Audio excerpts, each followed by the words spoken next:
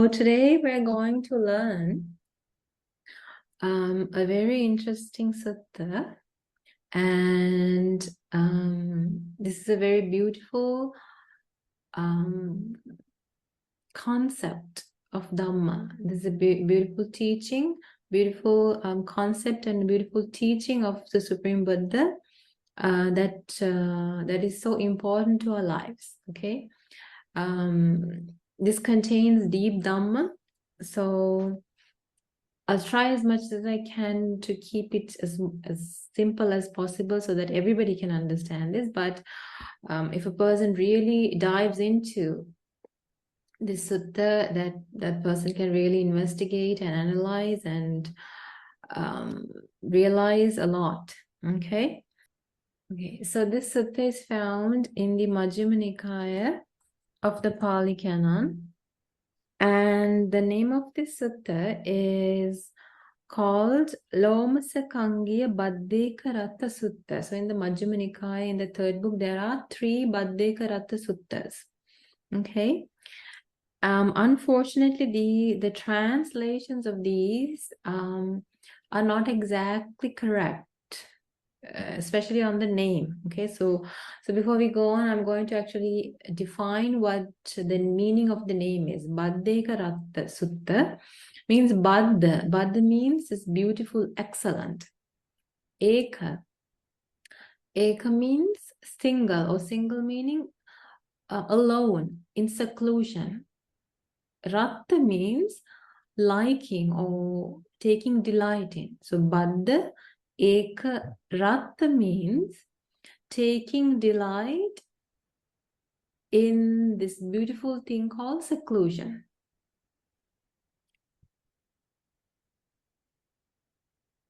Understand? So rejoicing and delighting in seclusion. So that's what this sutta is about. Okay, Baddhekarattha Sutta. Okay, so what does Baddhekarattha mean? Baddha means beautiful or excellent. It means alone, being alone or in seclusion, and Ratta means Ratya means delighting in and liking, wanting to be. So Baddhekarattha means delighting in this beautiful or excellent thing called seclusion. So now tell me, how many of you delight in seclusion? So because at the end of the sutta, you can really find out whether you are actually in seclusion or not. How many of you delight in seclusion? No, Baddhekarattha. No one delights in seclusion. Oh no, okay.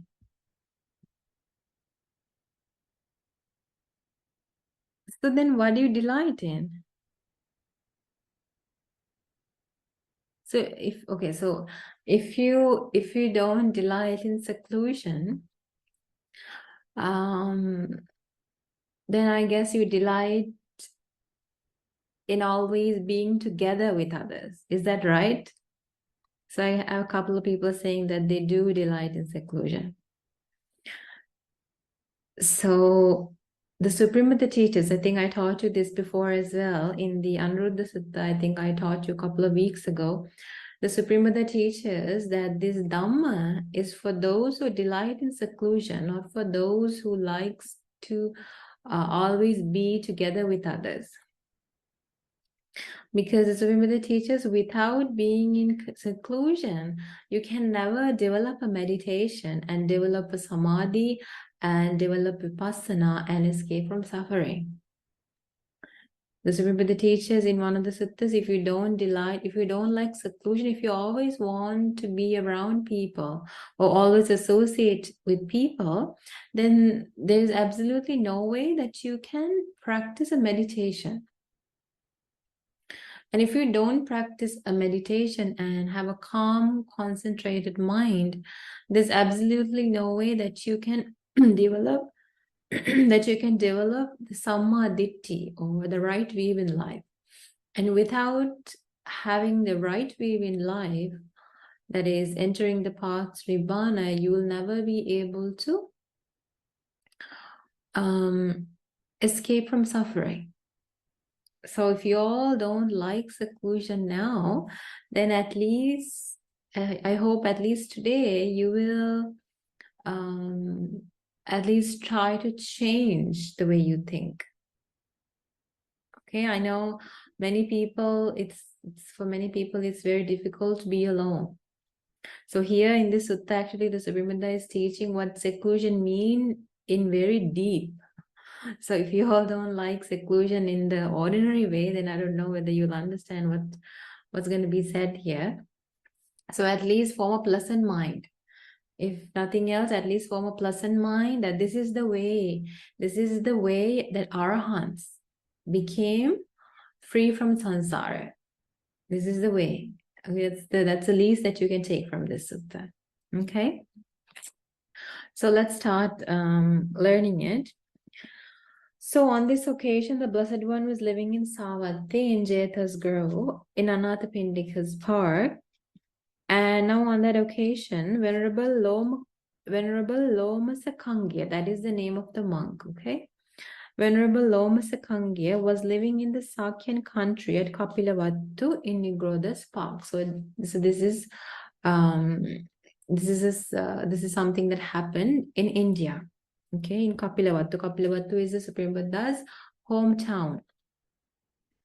So when the night was well advanced, Chandana, a young deity, a young deity means a young devata or god, a young god of beautiful appearance who illuminated the whole of Nigrodha's park, approached Venerable Lomasakangya, and standing at one side, this Chandana, the god's name is Chandana, okay? This young deity said to him thus, okay? So this young god, he's talking with the Venerable Lomasakangya, and he's asking Bhikkhu, do you remember the summary and the detailed explanation of Baddhekarattha Gatha? Gatha means verses. So what is the god asking? The god is asking the monk, Bhikkhu, do you remember the Baddhekarattha Gatha? Now I already told you what Baddhekarattha means. Baddhekarattha means the delighting in excellent seclusion. That's what it means. Okay, so the Devata is asking, do you remember those gathas? And when this was asked, Venerable Lomasakangya replied, friend, I do not remember the summary and exposition of the Baddhekarattha Gathas. But friend, do you remember the summary and exposition of the Baddhekarattha Gatha? Exposition meaning the detailed explanation, the Gathas and the detailed explanation. Do you remember it? So since the monk is not remembering it, since the monk cannot remember, he's asking the deity, the Devata or the god, whether he remembers it. Then the deity also said, Bhikkhu, I too do not remember the summary and exposition of the Baddhekarattha Gatha. But Bhikkhu,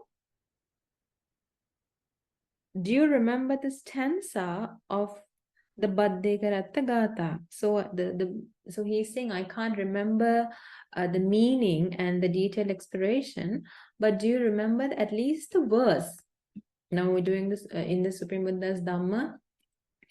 There are sometimes the Supreme Buddha teaches in verses, like in the Dhammapada, it's filled with teachings of verses. So the god is asking, at least you remember the verses. And then the bhikkhu replies, friend, I don't remember the verses either. So the bhikkhu does not remember the verses either.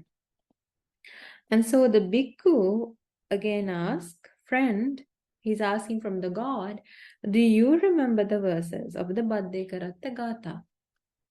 And then the god says, Bhikkhu, I remember the stanzas of the Baddhekarattha Gathas. So the bhikkhu does not remember, but the god remembers.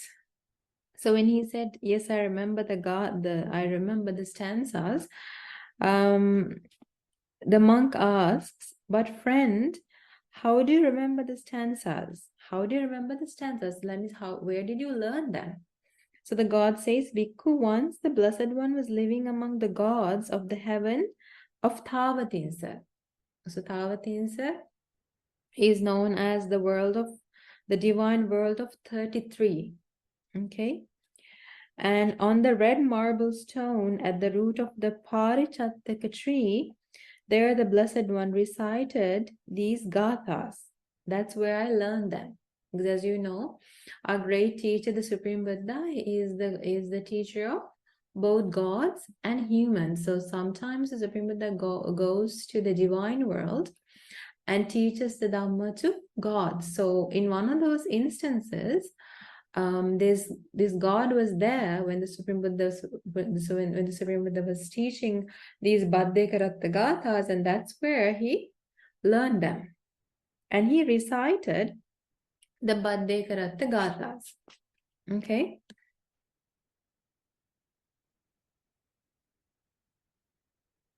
He recited the Baddhekarattha Gathas. So now let's learn what these Baddhekarattha Gathas are.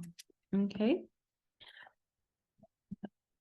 So the God, he recited the Gathas like this.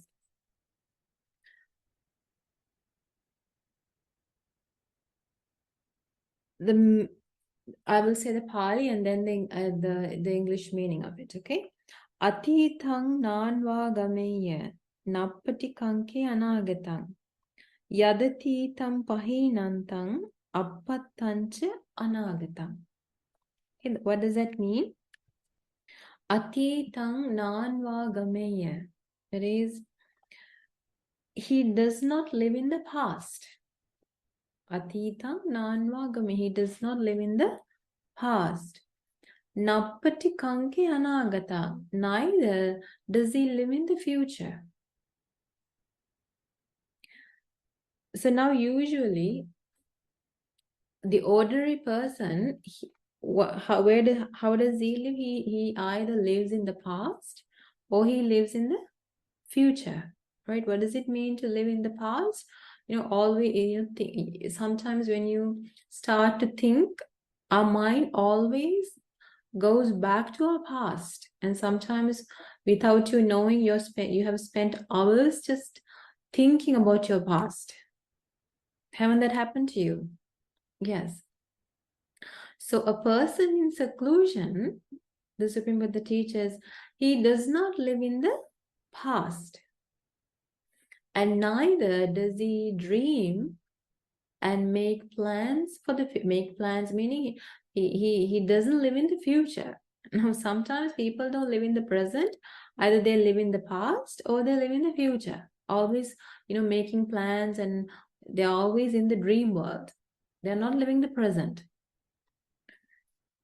Yadatitam pahinantam. Whatever's in the past is in the past. It has gone by. What the past has gone by. It's never going to come back. Appattancha, and the future is yet to come. It has not come yet. Then the Supreme Buddha teaches, Pachupannancha yo dhammam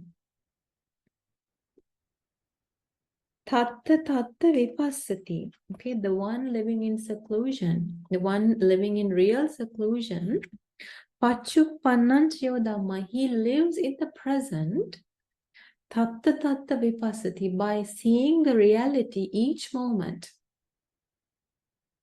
Understand? He lives in the present, seeing reality in each moment. Asanghirang asankuppang tang vidva manubruhaye. Seeing reality and seeing the truth in life, he does not cling, he does not become attached to anything. That's how the wise person lives in seclusion. So at one instance, a bhikkhu came to our great teacher, the Supreme Buddha, and he told the Supreme Buddha, Venerable Sir, I love seclusion. I'm living in seclusion. So a great teacher asked, Bhikkhu, how are you living in seclusion? So the Bhikkhu replies, Venerable Sir, when I go on the alms round, I go alone. I come back alone. I have my alms meal alone. I go to bath alone in the river. I meditate alone. I do everything alone. Therefore, I am in seclusion. And at that time, a great teacher, Supreme Buddha, taught Bhikkhu, the real seclusion is not that. Okay, although you're going alone, you're coming back alone, you're eating alone, you're doing things alone, as long as you have craving within you. Just remember the teachers, tanha dutiyo. Tanha dutiyo means craving is your second person who's always with you. So although you're going and coming back, you think you're in seclusion. If you have craving within, you're always with the second person. Who's the second person? Craving. So you're never alone. Understand? Then Supreme Buddha, then the God continued to chant the gathas, and so this is the third gatha. Is so in the first two gathas, it teaches what really seclusion is: not living in the past, not living in the future, but rather living in the present, seeing reality. Okay. Then the Supreme Buddha has taught these gods in Deva world the third gatha, which is Ajjeva Kichanga Thappa. Whatever should be done today should be done today. Kojanya Maranang Suve. For we do not know when death will come. Whatever you have to do to develop this Dhamma path should be done today. For we do not know when death will come. So if a person always thinks like that, would he ever procrastinate his Dhamma practice? No. Right? That's why the Supreme Buddha teaches that mindfulness on death is something that you should definitely do.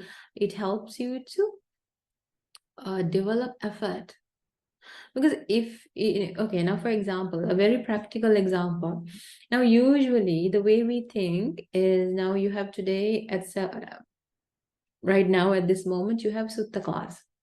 So if a person thinks, okay, I don't know whether I'll be alive to listen to the Sutta class next Saturday. So then I should listen today. So if he always thinks of death, then that helps him to do or practice the Dhamma in this very moment instead of putting it off.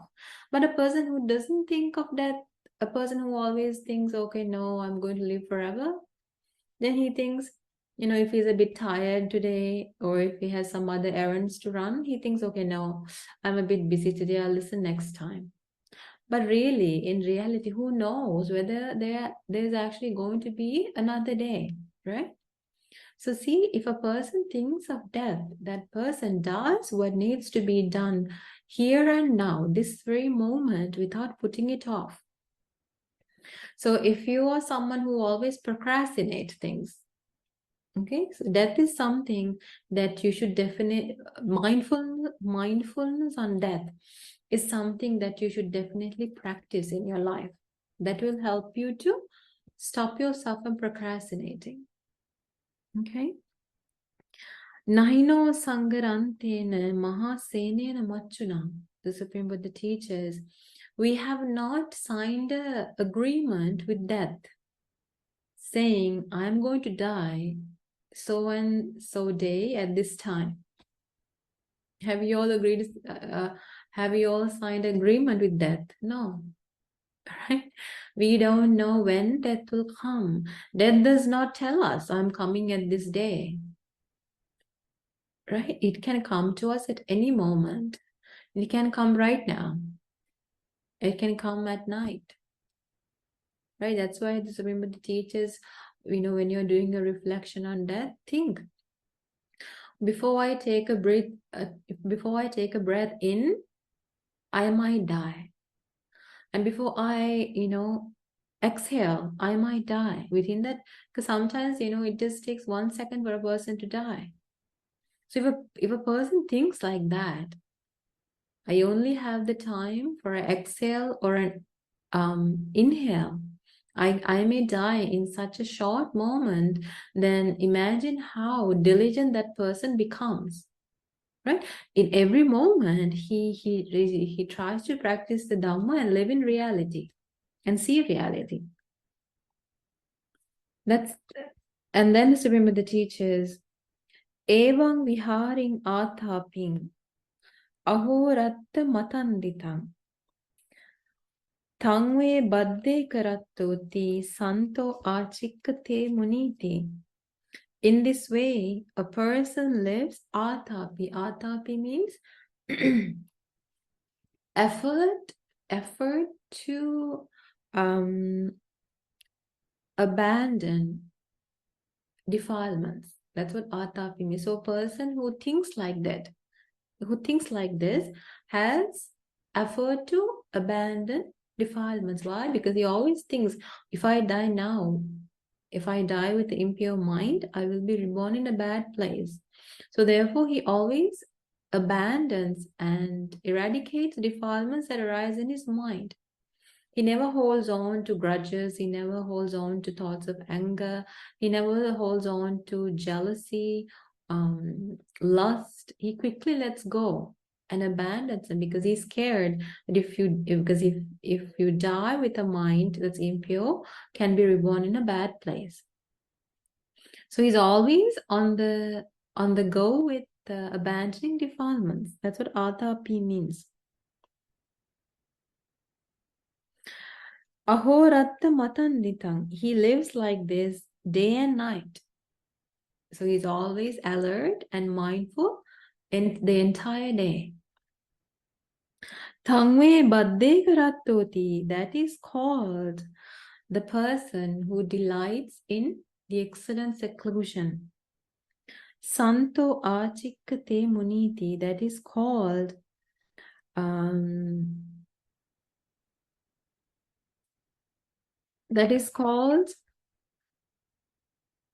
the peaceful sage. That's who's called a peaceful sage. So indeed he is peaceful. Why?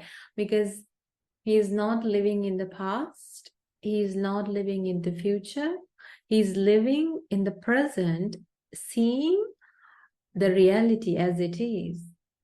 And he's always abandoning defilements, thinking of death, don't know when death will come. So he always practices the Dhamma, does not procrastinate, is mindful. And he has aroused energy to abandon defilements. And such a person is the one who abandons craving and attains real seclusion. So on these beautiful gathas, these are just the meaning of it. Okay. So the God, he recited these gathas. Okay, so this is just a verse. We haven't gone to the real explanation of it yet. Okay. So the gods. So now see how gods remember the Dhamma. Right now, the bhikkhu in the human world couldn't remember, but the God had remembered. So that's why that's why we say, if you're reborn, because it's not easy to realize the Dhamma in this human life. It's not easy. You need a lot of merit. So that's why if you're keen on practicing the Dhamma, if you collect a lot of merit, and if you're reborn again in a heavenly world in your next life, like in a heavenly world like Thavatinsa, where there are devas who knows the Dhamma, who remembers the Dhamma, then again you have the opportunity to listen to the Dhamma, because in the Deva world, the lifespans are very long. Okay, that is why we say that, that's why my teacher always say that you should always direct your mind towards being reborn in a divine world where you can listen to the Dhamma again. Because if you come back to the human world, don't think that you will be able to listen to the Dhamma again, because in this human life, this human world is just deteriorating very fast, and within a few years, this Dhamma is going to definitely disappear from this world. And if you come back to the human world, you're most probably going to be reborn and will have to be born into families who adopt wrong views in life, and then your entire mind is just destroyed, and your entire life is destroyed, and you will end up doing wrong things, and then fall back into this journey of birth and death, which goes across bad worlds, like the hell world or the ghost world. So if you want an opportunity to be free from this samsara, what you should do is, practice the Dhamma as much as you can to the best of your ability in this human life that you have gotten, and collect a lot of merit into your lives, so that you can be reborn in a good world in your next life, where you have the opportunity to listen to the Dhamma again. Then in those Deva worlds, Devas discuss the Dhamma, they teach the Dhamma, so you again have the opportunity to listen to the Dhamma and make an effort to realize the Dhamma that you were not able to realize in the human world. Okay, so this is a perfect example that gods in the human world discuss the Dhamma and talk the Dhamma, and they're so interested in the Dhamma. Okay.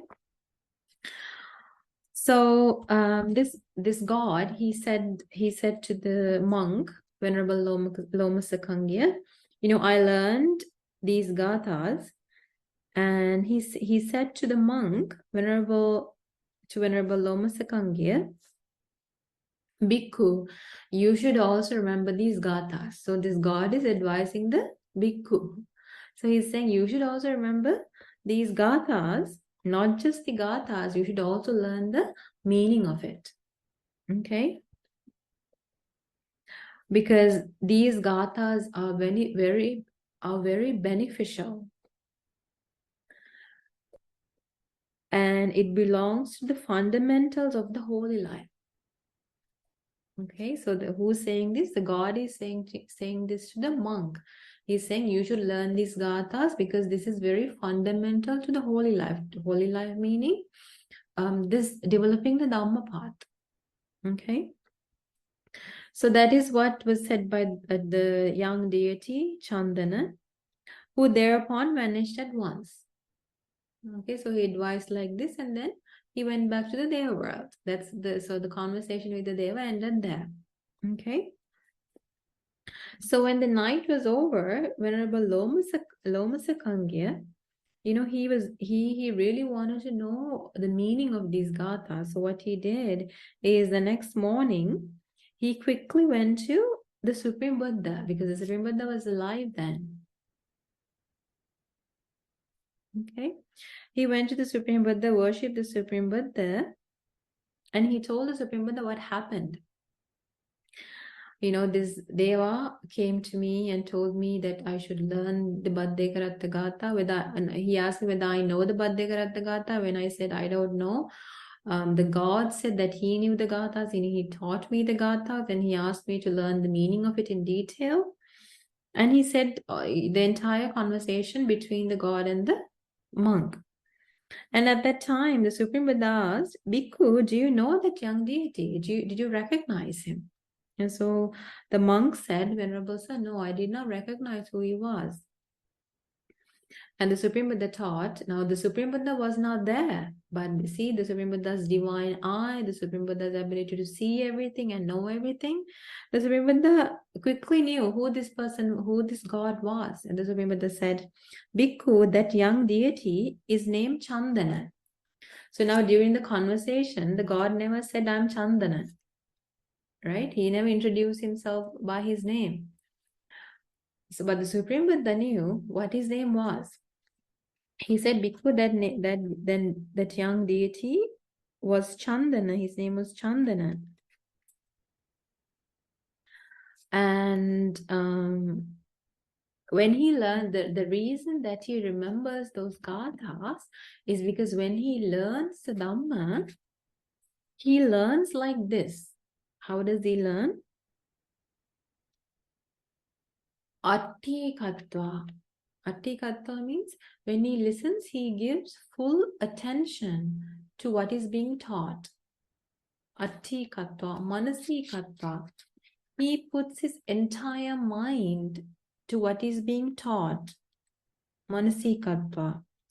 Attikatva, manasikatva, sabba chetaso samanvaharita. He listens without letting his mind become distracted. He completely focuses his mind on what is being taught. Ohita soto dhamma sayati. That is the way he listens to the Dhamma. That is the reason, because he listens and attends so closely. That is why he remembers Dhamma like this. Now, do you see? Do you see why we don't listen? Do you see why we don't remember the Dhamma? Why? Because Yes.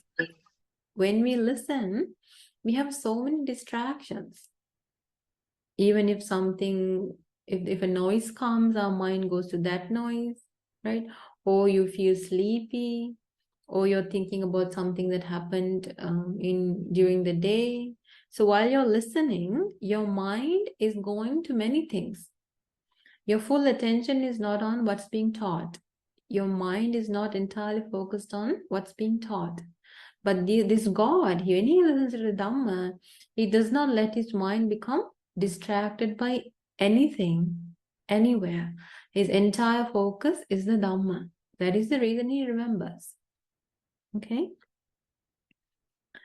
And at that time, Venerable Loma Sakhange asked the Supreme Buddha to teach him the meaning of these gathas. Okay?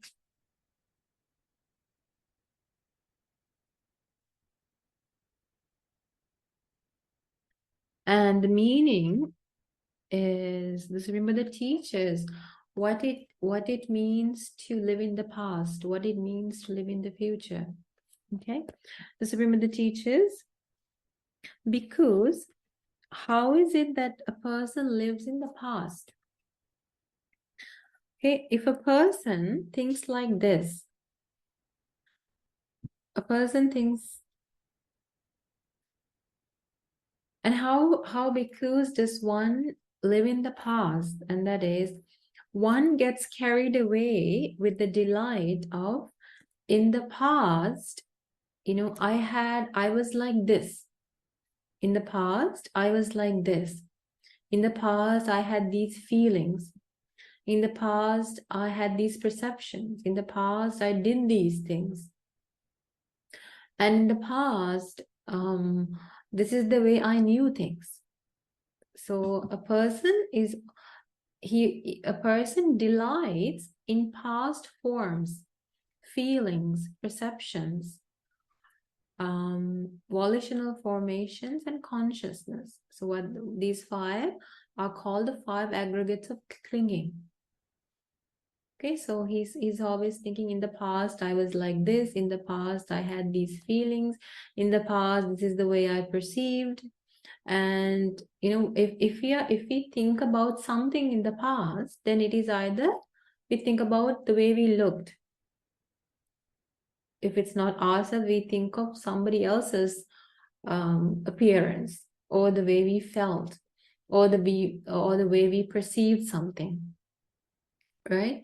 Or something we did, or something that we said, or something that we thought. And then consciousness means, knowing, the ability of knowing. So if at any moment we're thinking about something in the past, it could be a past memory, it could be something that you did, then at that moment, what you're delighting is is the five aggregates of clinging that has formed in the past. Like, for example, and you're thinking of that past with delight. That's the reason that your mind is drawn to the past, right? Do you understand? So, for example, when I was little, I was like this. So, thinking about the way you looked. When I was little, I was so happy. So you're thinking about your feelings. And when I was little, this is the way I thought about life.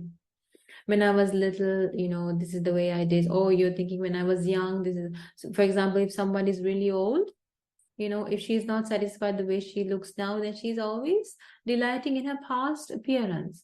So what is that? Thinking of the past. She's living in the past. She's not living in the present.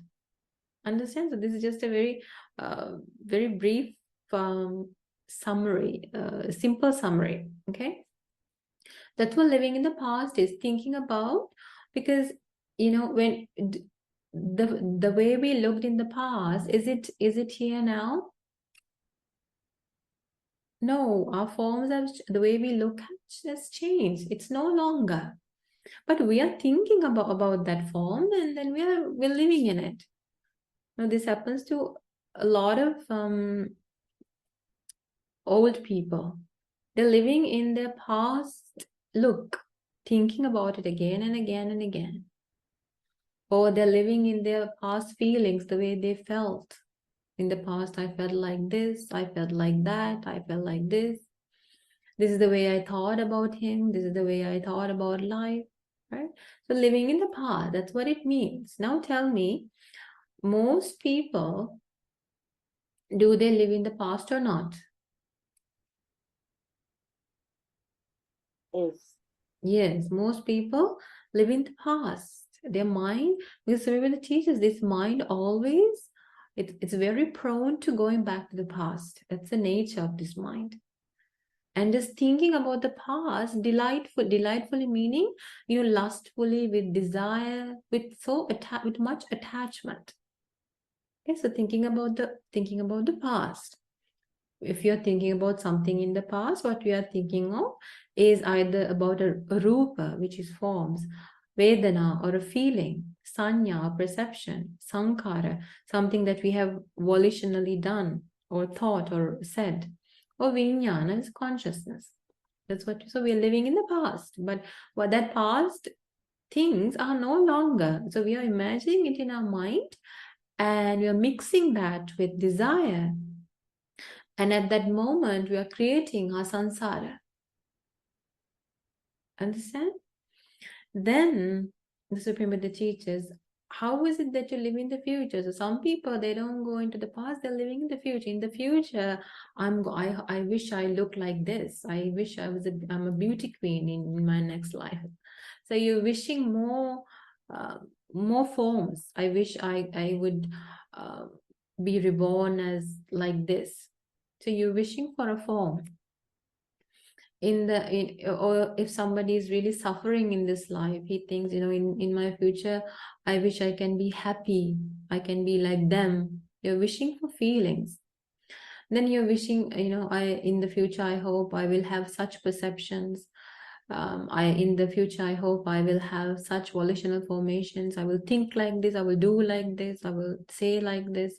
And then, so whatever we think of in the future, what we are thinking of is either a rupa, a vedana, sanya, sankhara, vijnana. We are wishing, we are creating, we're delighting, or we are having desire towards another aggregate of clinging in the future, which has yet to come, which has not come yet. So we are living in the future. Okay? That's what living in the past and living in the future is. So most people in this world, they're living like this. Either in the past, they're thinking about the five aggregates of clinging in the past, or they're thinking about the five aggregates of living five aggregates of clinging in the future. So if you're thinking about a future birth, I'm going to be reborn as a beauty queen in my next life. So, where there's a rebirth, there is the 5 aggregates of clinging. Okay, that's what that means. And then the Supreme Buddha teaches, what does it mean to live in the present? Okay, so seclusion means not living in the past. So a person who's actually in seclusion, he doesn't think in the past, he doesn't think of past appearance. He does not think of forms in the past, whether it be yours or somebody else's. He doesn't live in the past. He doesn't think about feelings in a delightful way or perceptions that he had. He's not living in the past. He's not thinking about those things. Not, or a person in seclusion, he's not living in the future. He's not in a dream world. He doesn't dream of his future, but rather he's living in the present. And how does he live in the present? By seeing reality that is in the present. Okay. And what does that mean? What it means is the Supreme Buddha teaches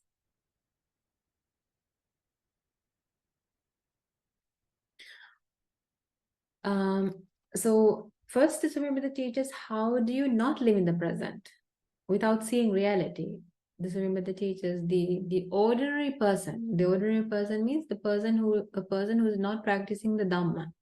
And the Supreme Buddha explains or describes the ordinary person like this. That is, Ariana Ngadasavi. He does not like to see noble ones. He does not like to see the Buddha or the Sangha, noble ones. Ariana Ngadasavi. Arya Dhamma Sakovido. He is not clever at the Dhamma. Arya Dhamme Avinito. He does not train himself in the Dhamma. That is what an ordinary person is. Okay, so an ordinary person, he thinks like this. He does not see reality. Instead, he thinks of this form as me, mine, and I. He thinks there's something called a self here. Who thinks that? The ordinary person.